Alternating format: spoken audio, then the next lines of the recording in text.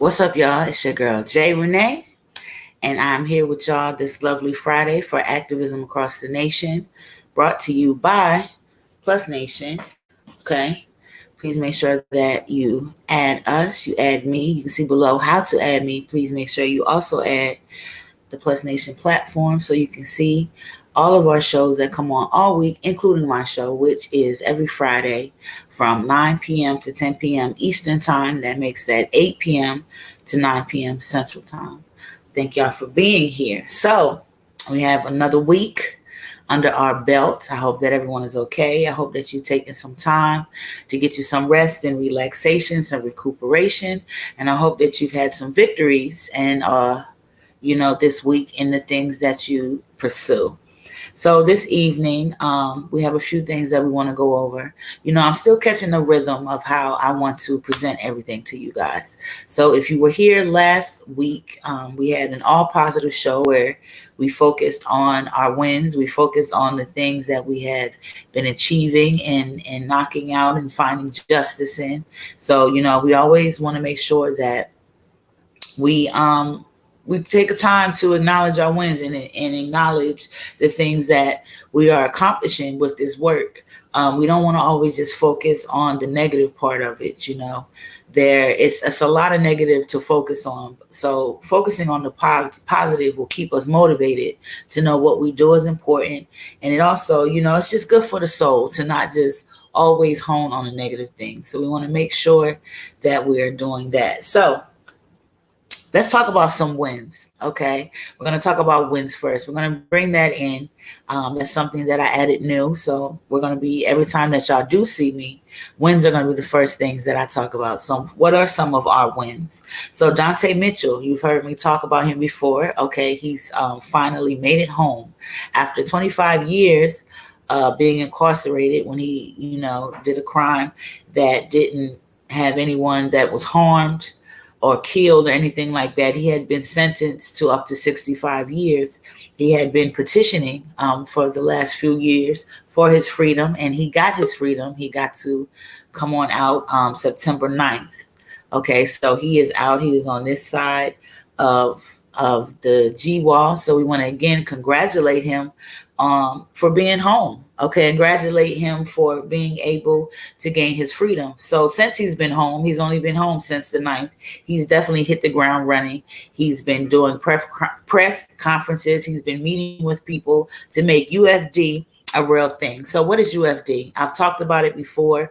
If you check me out on Instagram or Facebook, you can see where I've uploaded some videos about it. And what UFD is, it is something that is for the people, for people that's incarcerated and affected by incarceration, but it's also for the community. It extends past just the those affected by incarceration, but it is definitely with them in mind. Okay, you'll be seeing much more about that. I hope to bring him on live one evening so he can talk about some of the efforts and things that he's been doing since he's gotten out. So congratulations again, bruh. I'm glad that you made it on this side, and I can't wait to continue to do some work with you. So California passes a bill. It's SB2, okay? And the name of it is the Kenneth Ross Jr. Police Decertification Act. So this is something that is going to protect communities from officers that abuse their power. I'm getting more details about that, but it definitely sounds like a great bill to have. I'm glad that California has passed this bill. It seems that California is pretty progressive when it comes to things. They have some stuff to work on. They have some issues in some of their prisons there. I will be talking more about some of the issues in a prison there, San Quentin in particularly. But yeah, they passed this bill. Again, it's called S, and that's Sierra as S. B as in Bravo 2. So SB2. And the name of it is the Kenneth Ross Jr. Police Decertification Act. And that's something that will protect the communities from officers that abuse their power. Accountability is a big thing. And one of the reasons why we continue to see things over and over happening with the police is because the lack of accountability. So anytime that we can get any of these bills or laws or legislation that do this, we need to make sure we are paying attention, and we need to mimic those things. When we see something is working in one place, we should take that to the next place and put it in place there. That way we can have that legislation all the way across the board. So we have to learn from each other, learn from our achievements to know what to do, maybe find a formula to what works for us. Now, it's unfortunate that we even have to work so hard and come up with formulas and all of this stuff to get what we're owed, which is justice. But while that's something that we have to do, we have to use what works. So we want to definitely send out a congratulations to that. So speaking of legislation, there's a brother by the name of Philip Smith. Okay, he is currently incarcerated in Nash Correctional, that's in North Carolina, that has been working on some legislation with another incarcerated person that could change people that have gotten life without the possibility of parole. So what this legislation is those that have that sentence will have an opportunity to where they can get out. Okay. And it's a series of things that they will have to do. It's different, like schools. Of course, they can't get in any type of trouble and stuff like that. And then they'll have a board that will decide if they'll be eligible to fall under this legislation. So it's all written out. It's already been, it almost got voted in. There was a few, you know how their vote goes, you know, majority vote win, but they definitely haven't stopped trying to get that into effect. If you're interested in supporting that cause and maybe being able to help make that push forward, you see the number right there. Hold on. It's backwards. So I'm going to figure it out. See that number right there? 914-655-4993. If you're interested in the SB2 bill legislation, text that number SB2 and information will be sent straight to your phone. All right, what else we got? So, okay, the Georgia Bureau of Investigation is launching a probe into a man that was brutally arrested. Okay, this is a black man. He was brutally arrested by the police. I'm looking up the actual article so I could tell you more about it. I got it here on standby. So I'm going to re-quote it, and this is quoted from State versus Us. I'm going to tell you more about that magazine as well. So Coffee County Police viciously beat and tased Pernell Harris outside of his home for resisting arrest. Officers even grabbed Harris by his hair while they continued to hit him. Now Harris is in the ICU fighting for his life. An investigation has been launched into the incident. So yeah, the Georgia Bureau of Investigations has launched an investigation into this. We're glad that that's happening. More police accountability, right?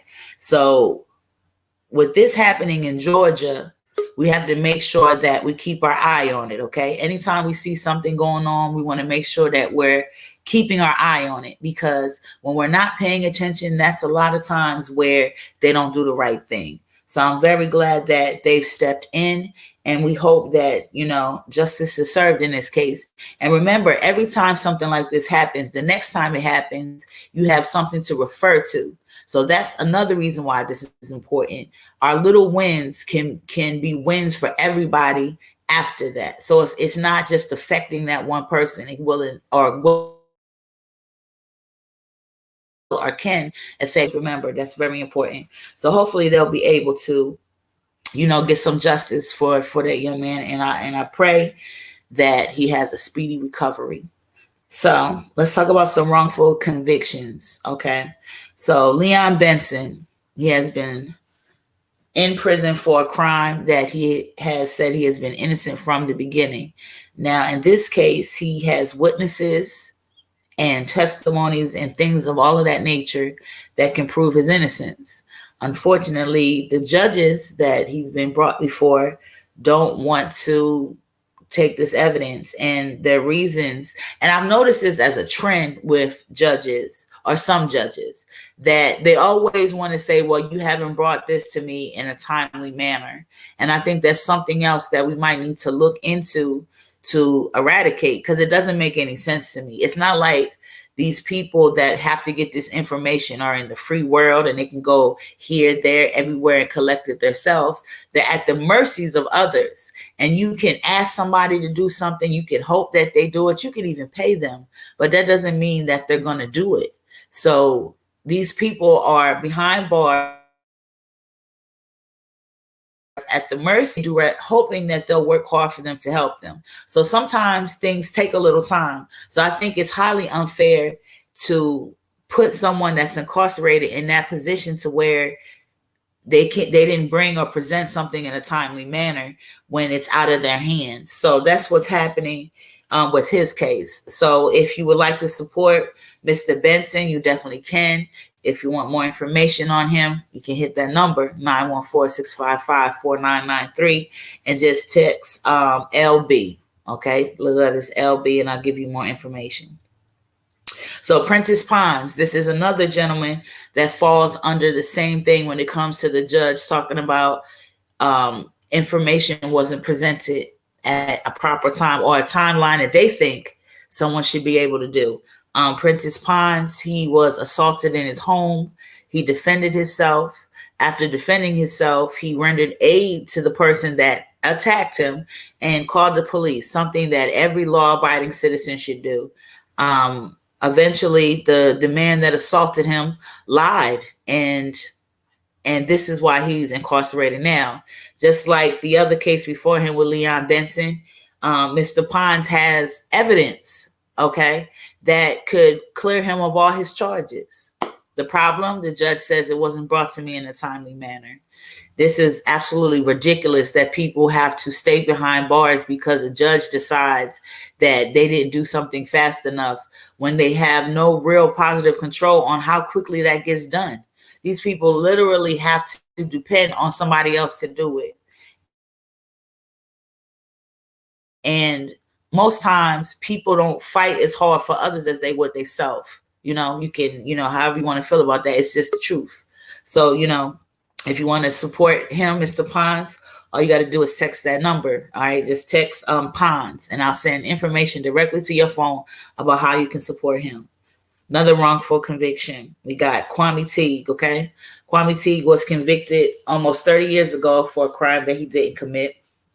The only evidence that they had in that case was testimony from his co-defendant, a co-defendant that he was known not even to be friends with, not to even hang with or anything of that matter. None of the evidence that was collected was ever linked to Mr. Teague or anything like that. He's always said that he was innocent. He claimed that since the beginning. He was a young man, and his lawyers, thinking that they were doing the right thing, decided that they was going to plead guilty, and then, we can go back and fix it later. The thing about that is, not only was it illegal, when they went back to fix it later, the court dockets was missing. So everything that happened in court, I think they call it stenographer, right? And they at this little table, or, and they just clacking away.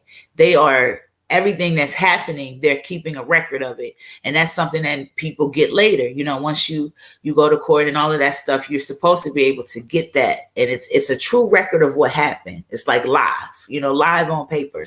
So this is very, very important, especially in the appeals process, because your lawyers is going to need that information, to assist you with your case. So when Mr. Teague went to get this information so he can work on his appeal, the courts didn't have it. They lost it. They couldn't find it. So you got time going by. You got money being spent on lawyers, right? And that's another thing they do. It's like lawyers and everything is so expensive. A lot of people don't have thousands of dollars to do this. You know what I mean? So, lawyers tap out. Not all lawyers is willing to do pro bono or willing to, work from the heart. That's how they make their money, So, expending funds, waiting for them. They're looking for these files. They can't find them. So they recreate them. I don't know how you recreate live time. They recreate them. Think about something else. It's like, wow, they really lost some things. Excuse me. So they recreate them. So once they're recreated, the lawyer team look at them, and you can see that there's things that's missing. They have information and little sidebar stuff of their own that you can see information is missing. So we already know that the recreation of live time makes no sense, but there's proof that things are missing, and he's still there. You know what I mean? So definitely another wrongful conviction. If you want to be involved in that and get more information, I'll definitely send it to you. All you have to do is text the number. Hold on, I got it right this time. This number right here, right? And text Teague, and that's actually just text Kwame. That'll be easier, and that's KWAME. So just text me that, and I will send information directly to your phone about what's going on in that case and how you can support. So it's some things that the next part is get involved. Okay, so what does get involved mean? As activists, that's what we do. We get involved. We boots on grounds. We might do, a call for actions. We might do phone zaps, things like that. We're involved. We're actively doing something. We're actively trying to change. So there's some things that I want y'all to get involved with, some things so you know that they're here. So one of the things I want to talk about is the Jim Crow event that's coming up. All right, and this is hosted by this very platform. We have a video that we like you to see so you can know more about what the event is about. So hopefully we can get that to play for you guys so you can just have a better understanding of the Jim Crow event and see if it's something that you would be interested in joining and being a part of. If you can't be a part of it, of course, that is okay. All you got to do, we would love for you to watch. So let's see if we can get that video played for you guys. You can't have a conversation about race in the criminal justice system without somebody talking about the new Jim Crow. The new Jim Crow is basically the Bible when it comes to answering questions around mass incarceration. The new Jim Crow is about how our system of mass incarceration threatens to undermine everything that we've worked for to get to this point in this country. If you think of the whole 200 years this nation's been in existence, we've incarcerated more people in the last 20 years than we did for the entire history of the United States. About reading the new Jim Crow, Michelle Alexander approached it initially from a skeptical point of view. And she started it by saying that she was someone who didn't believe that the prison industrial complex could be compared to slavery. And it was sort of taking the journey with her. As she learned things, she was sharing them with people. The new Jim Crow makes the argument that our criminal justice system, especially the war on drugs component of it, has become a new system of racial caste subordination that operates very much like the old system of Jim Crow. Well, it's called the new Jim Crow because slavery is something that powered the South. And when that ended, they struggled to quickly find ways to maintain that system, but do it in a legal way. And the Jim Crow system was the best thing they came up with. It was a way to get people to still be indentured servants. You bust them on minor offenses or things that are really trivial, and they're now in debt. And in order to pay off this debt, they now have to work on your farm, and they are working at wages that don't allow them to ever work off this debt. So there was actually a report written for the Nixon administration when he was running to say, listen, we have to demonize these people. We have to make it look like black people and these people in their cities are the problem.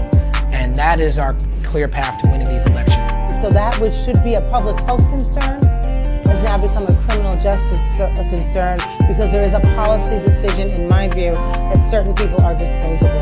The convict label is a huge issue, and I think it's really one of the signal contributions of the book, is the way in which Michelle is able to focus on that and really kind of describe some of the just sort of powerful ways in which you are permanently stigmatized. It's called in the criminal justice system collateral consequences, but really we could think of it as lifetime punishment because that's in so many cases what it is. They've made it impossible for people to rehabilitate when they come out of prison. The system is designed to break you and designed to make you feel like you're not a part of the society.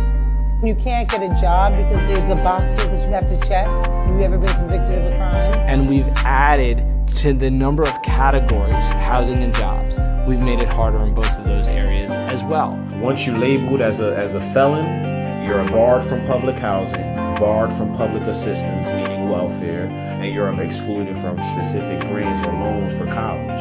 Oh, why would you send these convicts to college? Because maybe they'll come out and join the workforce, right? Maybe there'll be an actual skill that people can use. So now, no housing, no vote, no job. And what we are asking you to do, supposedly, is to reintegrate into society. But we're making it close to impossible for you to succeed in that task. And that, to me, is one of the just most profound injustices. Madam President, we have predators on our streets that society has, in fact, in part because of its neglect, created. Again, it does not mean because we created them that we somehow forgive them or do not take them out of society to protect my family and yours from them. They are beyond the pale, many of those people. Another thing about how Beyond the perspectives pale. change over time. Bobby Rush, member of Congress, said the other day, "I'm ashamed that I voted for the '94 crime bill." You ashamed of that bill? Not at all. And in fact, I drafted the bill, as you remember. I know that. And by the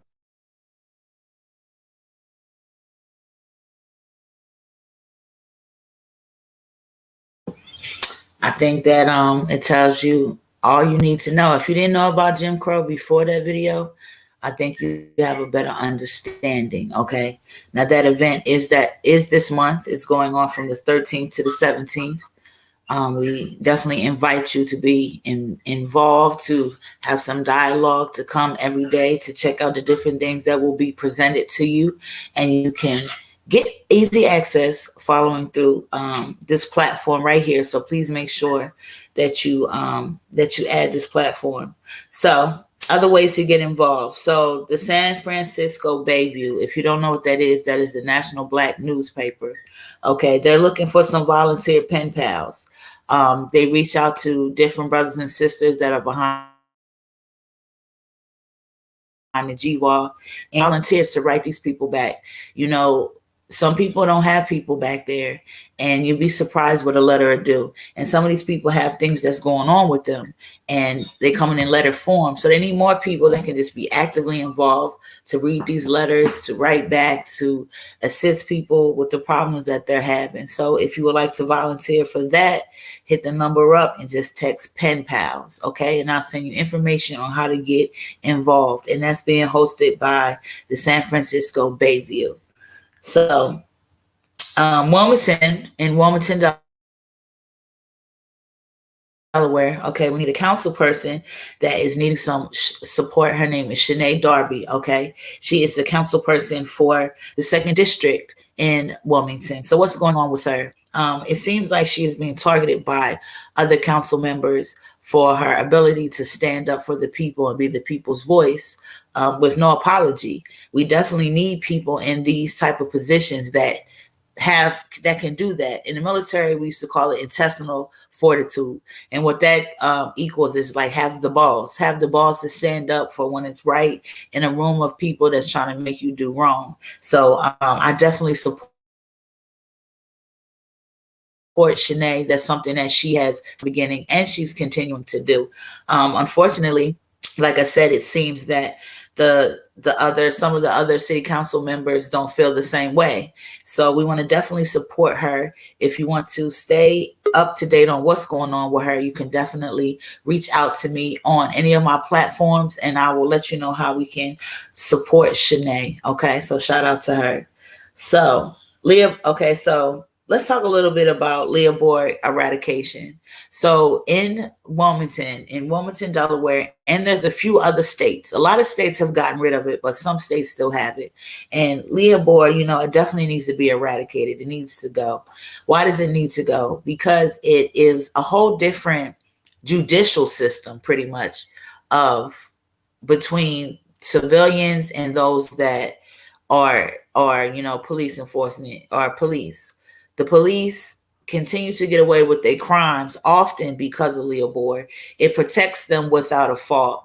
It keeps their names protected, so officers can have a history of doing the wrong thing, and no one will ever know. That's completely unfair. I think that, anybody in any other profession, if they continually do the wrong thing, you get rid of them, and it's public record. So why not?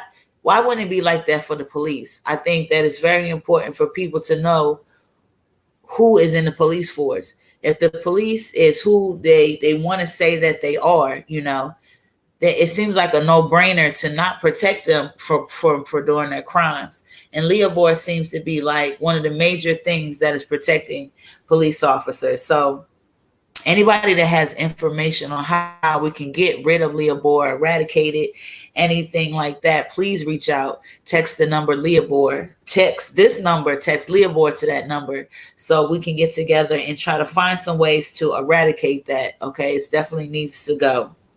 So in San Quentin, remember I was telling you that there's some issues going on in some of the California prisons. So San Quentin, all right, there's a brother that's incarcerated there. He goes by the name of Knowledge Born, and he's an active 5%er. So he had to actually sue the prison to be able to even get anything to do with 5%ing into, a system there. People are allowed to freely practice religions and things like that. And even though being a 5%er isn't necessarily a religion, it falls under that frame. So he won his lawsuit and was given the ability to practice, but he is coming under a lot of discrimination. They are not letting him have the items that he needs. They are trying to be so actively involved, like they're trying to run it for him without knowing what they're doing. But they don't do that with any other group that meets. So he's definitely going through that. And he asked for people to assist. Remember what I said. It seems like, and it is, a reality that we have to do so much to get our justices. So anytime that we see something going on, numbers matter. Right now he's just one man there and the people there. So he is asking for us, a call to action for us to try to assist them in this manner. Okay. If you want more information, all you got to do is text this number, right? And text San Quentin. All right. And I will tell you how we can help this brother out and getting getting treated right. It's a shame that we have to work so hard, but as long as we have to work, we're going to put in the work. That's what we're here to do. Okay. So let's tell you about this guy. So, and let me get it right. San Marcos. Okay. San Marcos Police Sergeant Ryan Hartman hit and killed a 56-year-old woman. All right. While he was driving. And he was driving with an open container of alcohol in his vehicle. It was beer, I believe. Okay. He done hit this woman, killed her, and he is on duty. He is living his best life like he has done nothing. Now, this is what I'm talking about when it comes to these two different judicial systems. Now, let that have been me. Let that have been you. Let that have been any other civilian, right, that had ran up and killed somebody. And they actually had an open container of alcohol. And then they didn't even breathalyze him like they would do anyone else. They gave him time. And anybody that knows science, and if you don't, I'm gonna let you know. As time passes, alcohol goes out of your system, so it brings down that blood alcohol level, where they're supposed to test to see if you're drunk or not, if you're over the limit. So this man is back at work, living his best life. Like, this person wasn't killed because of his negligence, and nothing's happening. He hasn't been punished. So there are some people that are trying to coordinate to demand justice for this woman's family and accountability. It goes back to that accountability thing. These officers don't have accountability.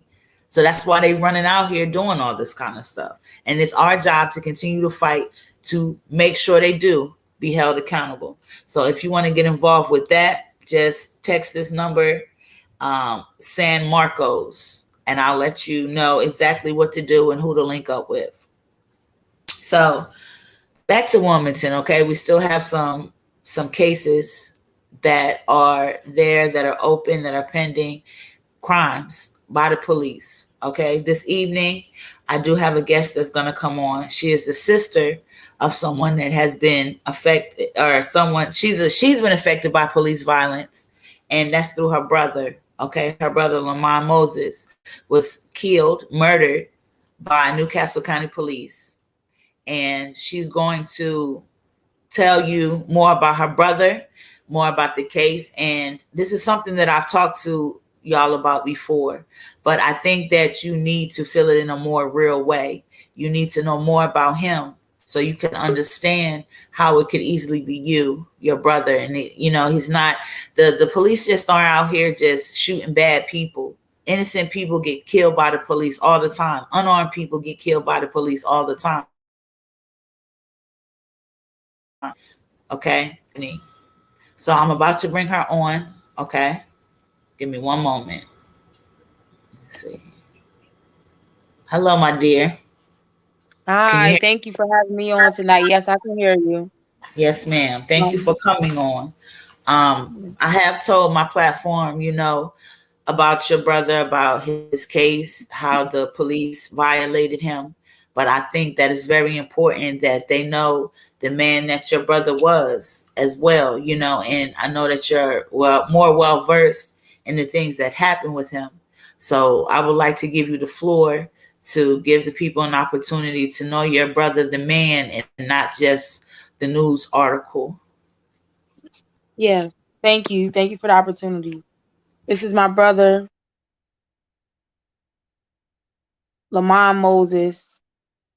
Um, on January 13th, 2021, my brother was murdered by Newcastle County police in the city limits of Wilmington, Delaware.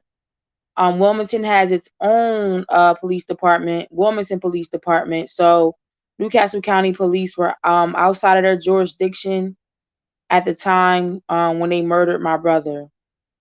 Before I get into the case, I always like to begin with enlightening people about who my brother was to me and my family. Um, so I just want to start by saying that, speaking to the nature of the relationship of me and my brother. Um, My brother was born February 10th, 1990. On his third birthday, I was born.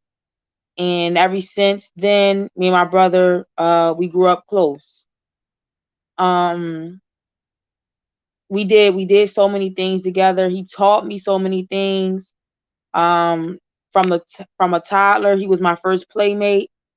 He was who I have a younger sister, and he's my oldest brother, and we have two older siblings over top of him. But um us two being like the middle children, me and him kind of gravitated to each other more. And then us having the same birthday, we just acted a lot alike and understood each other in a different way.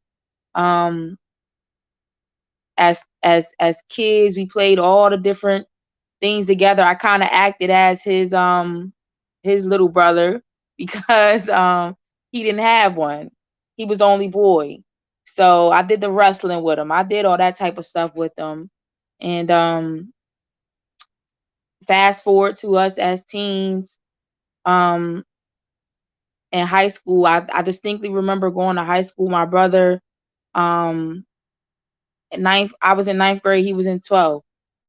Before in elementary school, we didn't really go to school together because when I was in kindergarten, he was in fourth.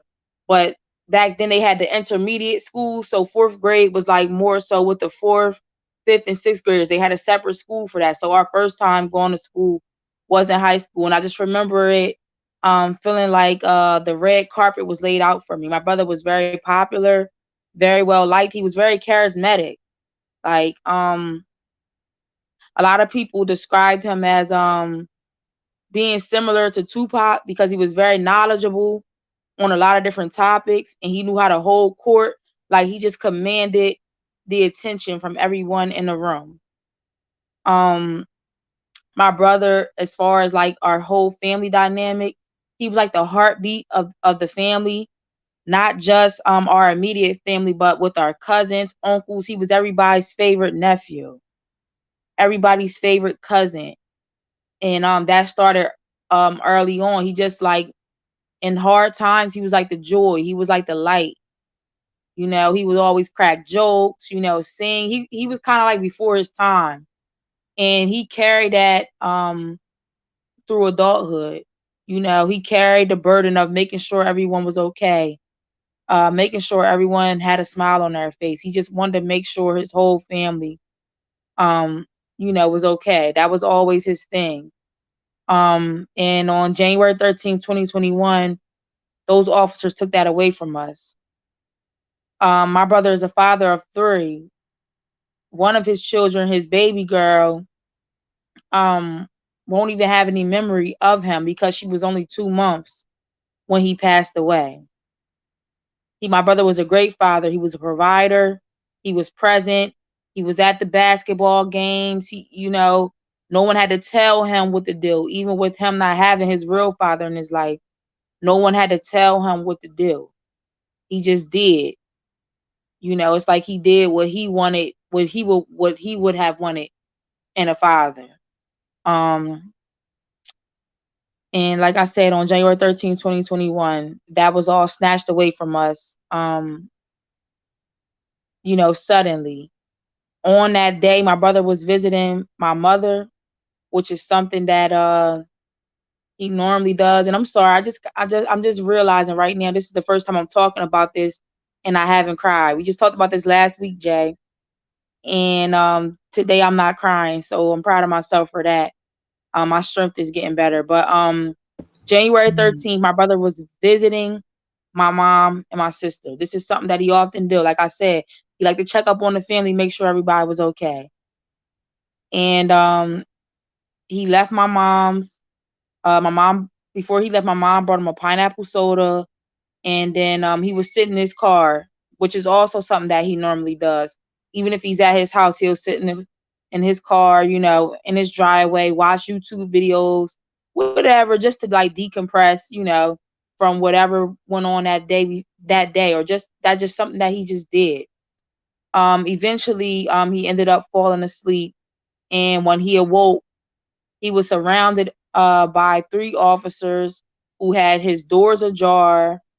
They had already turned off his engine, um, and approached his vehicle, exclaiming that they were looking for stolen cars. The very act of them approaching my brother's vehicle without probable cause was against, you know, was unlawful. Them opening his car doors, turn off his engine. It was all a breach of his rights. They even went on to do a search of his car, an illegal search of his car, where they found a misdemeanor amount of weed, like a personal amount. Weed here in Delaware is decriminalized. Um, Therefore, it's more like a civil offense. So, you know, you just get a ticket and that's it. The officers knew that, so when they discovered the weed, they told my brother that they didn't give a shit about it. That was their exact words. But then they went on to say that they was going to drag him out of the car. My brother, knowing his rights, I can't say for sure this is why he drove off, because he's not here to defend himself. But me knowing my brother, I gotta believe that him knowing his rights, and also the history that he has with these police officers, him knowing his rights, he pulled off and drove away from the officers. The officers followed him up to a dead end because they were doing construction in the area where my mother lives. My brother had did a U-turn to, you know, go towards the exit, to leave the area and get away from the harassment, get away from them breaching his constitutional rights. And instead of him being able to get away, three officers, like I said, were there, and the first officer shot him in his head just as he was pulling off. Before we got the video camera footage, those officers was trying to have us to believe, us in the public, they were trying to have us to believe that my brother tried to speed directly at these officers. They were trying to have us to believe that my brother was trying to run these officers over. But because of the protest that we done with another young lady who lost her brother in Wilmington, Delaware, to the Wilmington Police Department, Keandra McDowell, um, we did protesting at the chief of police house, and we were able to get that body camera footage that refuted all of the lies that they initially released about what happened to my brother that night. As I was stating, my brother was pulling off to go away from the officers. And if you look it up on YouTube or just Google Lamont Moses, you'll be able to see the video for yourself. My brother made two important moves to show that he had no intention of trying to hit any officer. He backed his car up and tried to steer to the right, away from the officers who were more so to the left. And just as he was pulling off, he didn't even get a chance to get up any speed. That officer number one shot him in the head. He shot through the driver's side window, and that was the fatal shot that killed my brother. We didn't get an autopsy, but we got a death certificate that states that my brother died from a gunshot wound to the head, and my brother was Muslim. So the guys who watched my brother, who's not even supposed to disclose this information, but because they knew it was foul play, they told us that they saw the gunshot wound to the side of his head, so that we can, go about getting justice for my brother. So right after my brother got shot in his head, officer number two, we have to call him John Doe 1, 2, and 3 because, like Jay Rene was explaining, we had the Law Enforcement Officers Bill of Rights, also known as LEOBOR. And because of that, it's been 8 months and we still don't know these officers' names. So John Doe number 2 begins also shooting in the vehicle along with John Doe number 1. And my brother is crashing at this point. He's already subdued. He's already dead and losing control of the vehicle, and they're still shooting. Airbags have been deployed, and they're still shooting. The third officer did not shoot. You can actually hear him in the video say, oh my God, what the fuck? And that's because he realized, that what these officers were doing were wrong. Since this all happened, myself, my family, and other activists in the community, as well as Jay, we've been, protesting, just trying to get justice for my brother. We've met with the Attorney General here, Kathleen Jennings. She has the power to indict these officers. In April, she told us that criminal charges had been brought up against these officers. But then here on August 6th, I spoke to the Deputy Attorney General, who's the investigator over the case, and he explained to me that on August 9th, which was when the Attorney General was supposed to be returning from vacation, they will be deciding if criminal charges will be pressed against these officers, or if they will be releasing a report stating that these officers were justified in what they did to my brother. I went on to ask the Deputy Attorney General Mark A. Denny what would determine if these officers were justified or not. Because to me, and to anybody else, we clearly seen on video that these officers broke the law. And his explanation to me was that they would be determining not only based off if they broke the law, but if they broke policy, if they went against the LEOBOR standards, if they went against the qualified immunity standards. And those standards are things like if the officer felt that he was in danger, even though the video clearly showed that he wasn't. But aside from that, there's a ban policy clearly listed on the Newcastle County Police Department's website. And that ban is a ban on shooting at moving vehicles. I also know from a national police reform expert called Carlton Mayer that those officers also broke their jurisdictional policy, where they have to get permission from the police department that's over the city that they're in to even be in that city conducting investigations. So them even being in that city, claiming that they're being in Wilmington, claiming that they're doing an investigation on stolen vehicles, that was a breach of their policy. So there's 2 instances right there where we know that they already breached the policy, yet here we sit 8 months later with no justice. Not even something as little as a name, not even something as small as them being fired for breaking their own policies. Everything that happened to my brother and it being proven to be, unlawful and wrong is based off of these officers' own evidence and own policies. But yet I have we had an investigator on a case trying to conduct a biased investigation. Mark Denny, the Deputy Attorney General, said to me on the phone call on August 6th that these officers were justified in approaching my brother's vehicle because my brother was supposedly slumped over the steering wheel. But if you look at the video, just as I have, you'll see my brother was never slumped over the steering wheel. He was asleep with his head back on the headrest, which is what the headrest is for. The release of the video was violent. The release of the video, they went on to before they released it, first of all, they wanted to tell the public what they were going to see in the video.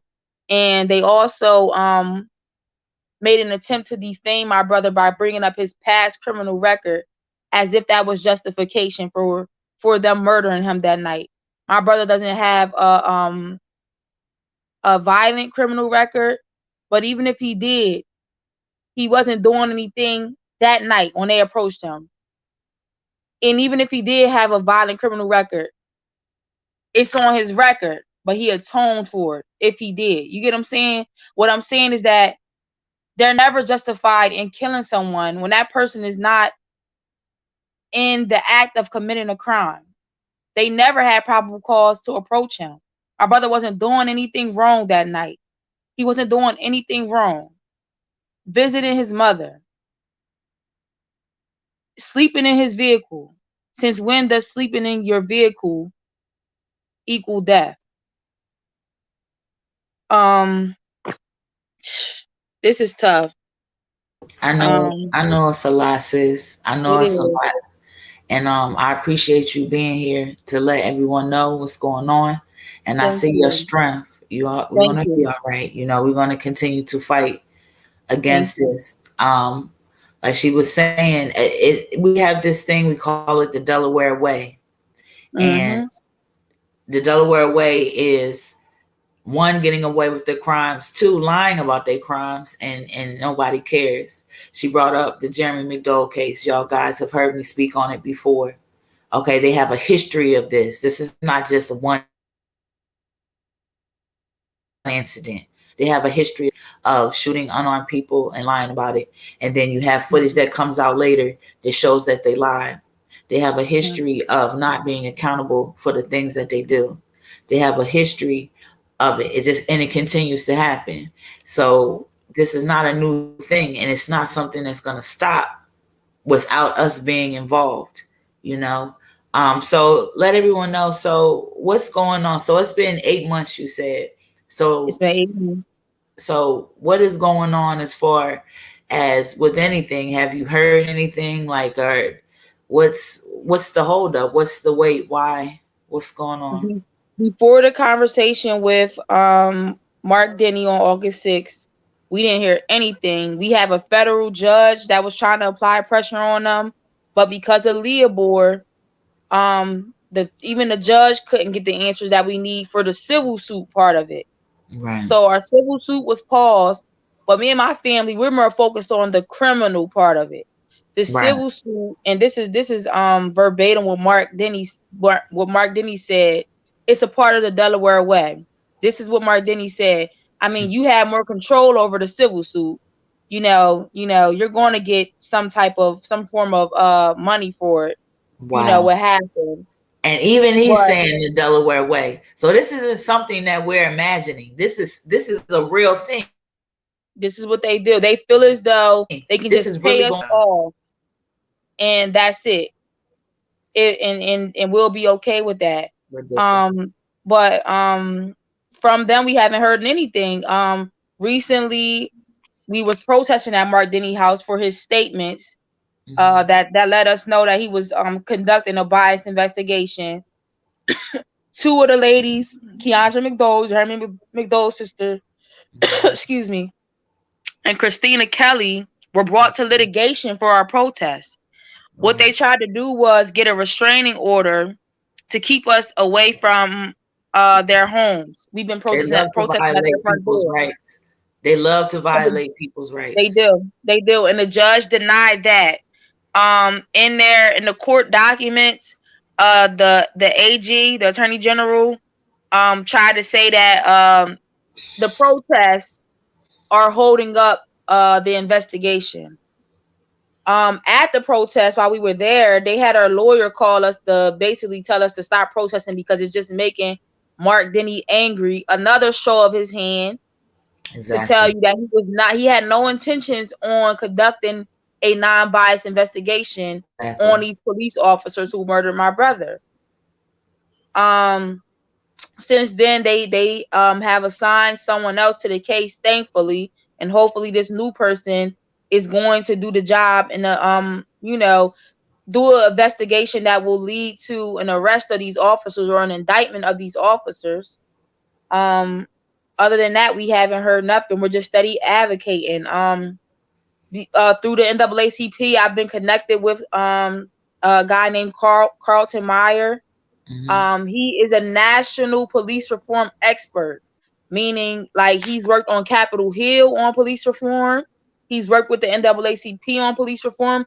He's worked with individual states. I believe Philadelphia, Pennsylvania being one. Um, Maryland.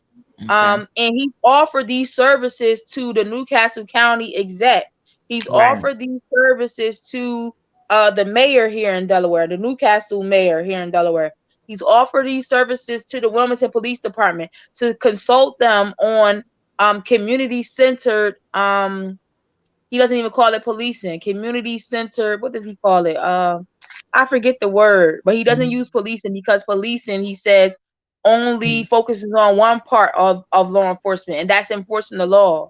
But what about community Right. interaction? Right. What about Right. preventing, Right. police brutality? What about Right. when police brutality happens, these officers being held accountable for it?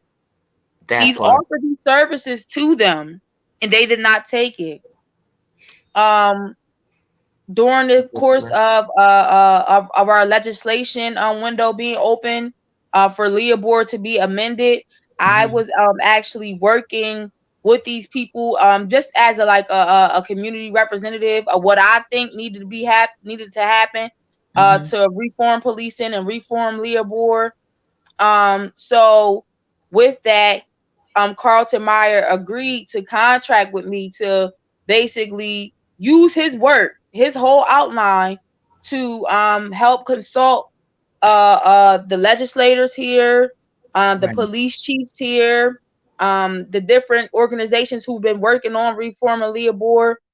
And that's just what we're trying to do now. We're trying to make sure this doesn't happen to nobody else. Nobody else family has to cry.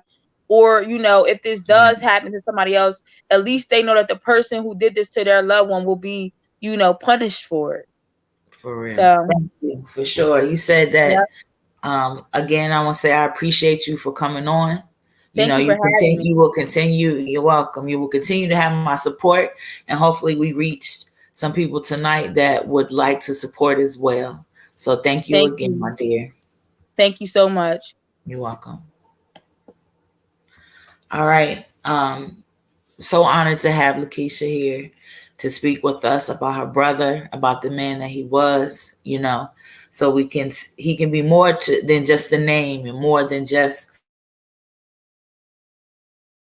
something you're reading, or real people's lives that are affected by the crimes of police officers. So we have to make sure that we stay actively involved, okay? If you would like more information on this case and how you can be involved, you see the number below, 914-655-4993. Send a text, all right? Send me the text. You can put Moses, all right?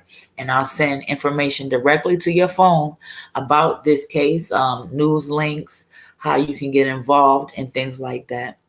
So We're at the last 5 minutes, okay?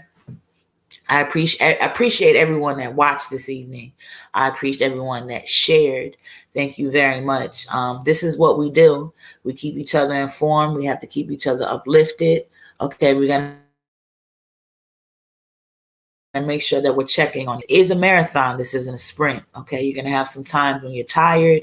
You're going to have some times where you're going to want to lay down. There's going to be some times you're going to have to need to lay down because you're tired, and that's okay. Remember, it's a marathon and it's not a sprint. Some of these things we're not going to get too fast. Some of these things we're going to be very frustrated because it seems like we're getting nowhere. But you just have to pace yourself. Continue the fight. Keep up the good fight. Okay, I get that from Brother D. Hall in Delaware. He always said, keep up the good fight. And that's what we're trying to do, right? Keeping up the good fight. All right. I invite you to come back. I also invite you to add me. You can add me on Facebook, Instagram, or Twitter. All right, under the J Rene. I would appreciate that. And be sure to add Plus Nation. Okay, again, I thank everyone for coming. I thank everyone for sharing.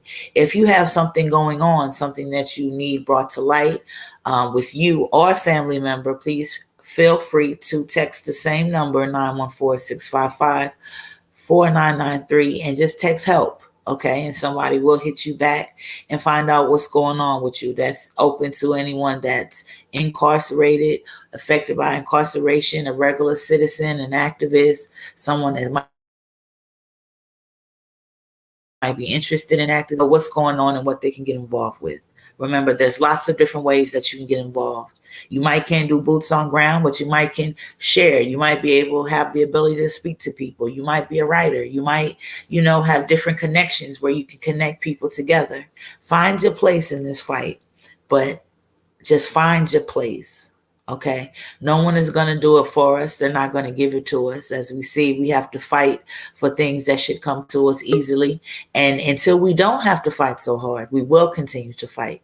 And if we don't see it in our time, we will see it. Or if we don't see it in our time, we hope that our babies will see it, or their babies. Okay, we don't want to pass down troubles. If anything, we want to pass the baton, but we definitely don't want to just fall out of the race. So I appreciate y'all. Please be sure to add me and to add Plus Nation.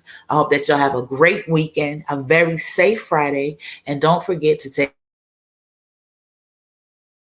care of yourself. And I'm going to holler back. Y'all have a good evening. You can't have a conversation about race in the criminal justice system without somebody talking about the new Jim Crow. The new Jim Crow is basically the Bible when it comes to answering questions around mass incarceration. The new Jim Crow is about how our system of mass incarceration threatens to undermine everything that we've worked for to get to this point in this country.